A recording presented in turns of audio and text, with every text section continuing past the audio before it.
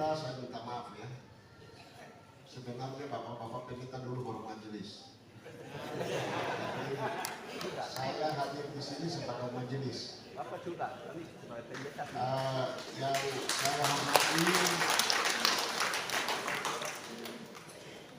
bapak-bapak hamba Tuhan, terutama koordinator Dogiai, kemudian yang kedua pembawa renungan Bapak Ano, yang kami hormati para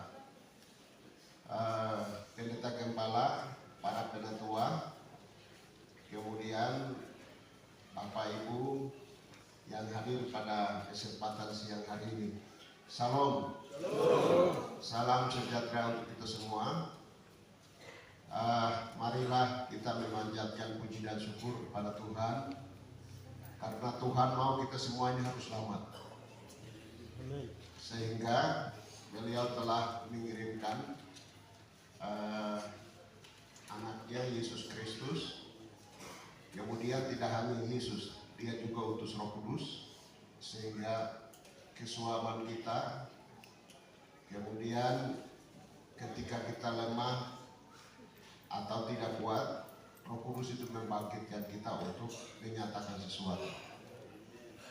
Bapak Ibu yang saya hormati, pada kesempatan yang berbahagia ini, saya hanya mau menyampaikan 3 hal. Yang paling pertama adalah pelayanan penginjilan itu tidak hanya di gereja, ada juga di kantor, ada juga di rumah sakit, ada juga di kebun, dan lain-lain.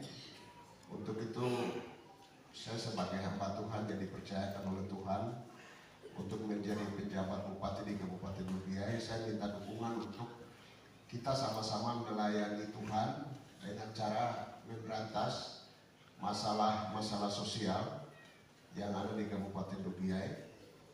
Kemudian yang kedua, untuk memberantas itu tidak sekedar berkata atau berpikir, tetapi butuh energi. Energinya adalah kita menghadirkan kuasa Allah Yesus dan Roh Kudus. Dengan cara menghadirkan mereka, pasti kita akan menikmati tanda keheranan dan tanda keheranan yang lain.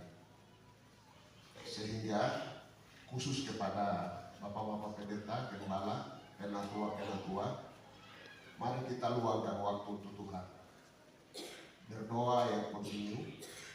Satu pelayanan yang telah diceritakan oleh Bapak Ano di Kaimana, itu memang menurut dunia kita jangan kosong, tetapi karena kesempurnaan itu ada di Tuhan, maka kita melangkah. Artinya kita menghadapi segala sesuatu,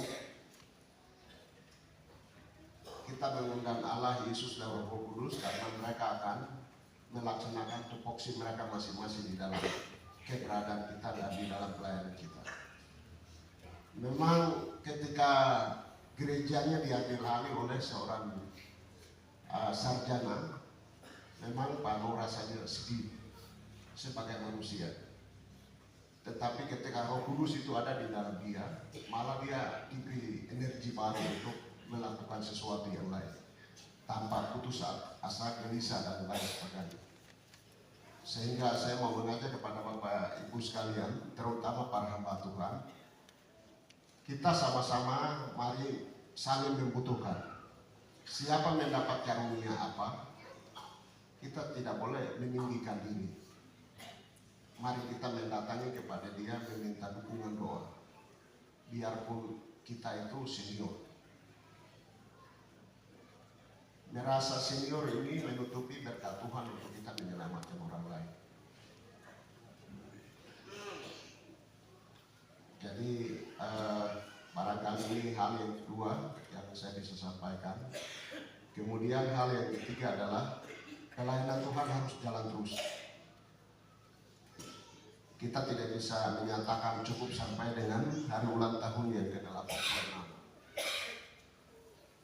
kita masih bernafas berarti kita ada di dalam rencana dan kehendak Tuhan bahwa kita harus membawa berapa orang selagi saya bernafas.